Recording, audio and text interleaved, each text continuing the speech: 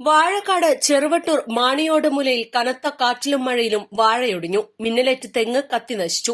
ചെറുവട്ടൂർ നൂഞ്ഞിക്കര മാണിയോട്ടുമൂല ഭാഗത്തുള്ള വാഴകളാണ് കാറ്റിൽ ഒടിഞ്ഞു വീണത്. ഏതാനും ദിവസങ്ങൾക്കകം വിളവെടുക്കേണ്ട വാഴകളാണ് ഒടിഞ്ഞു വീണത്. കർഷകർക്ക് ഇത് വലിയ നഷ്ടമാണ് വരുത്തിയത്. സർക്കാരിന്റെ ഭാഗത്തുനിന്ന് സഹായം അനുവദിക്കണമെന്നാണ് കർഷകരുടെ ആവശ്യം. കർഷകർക്ക്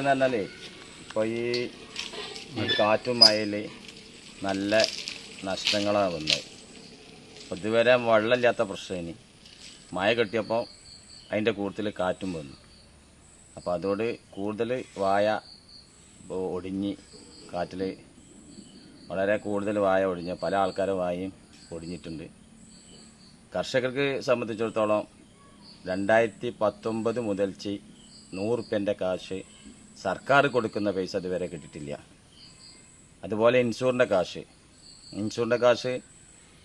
എൻ്റെ ഓർമ്മ നിലക്ക് ഒരു 21 മുതൽച്ച് ഇൻഷുറിൻ്റെ കാശ് കിട്ടാണ്ട്.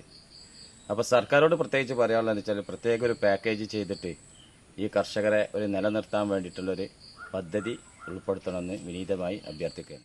നമ്മൾ വാഴ അനവധി നഷ്ടപ്പെട്ടിട്ടുണ്ട്. ഈ നാട്ടിലുള്ള എല്ലാ ആൾക്കാരിലും ഇവിടെ ഒരുപാട് ആൾക്കാരുണ്ട്. കോയിച്ചാങ്ക, ബഷീർ, ഷാക്കിർ, ഇതൊക്കെ വാഴ കേടുന്നു.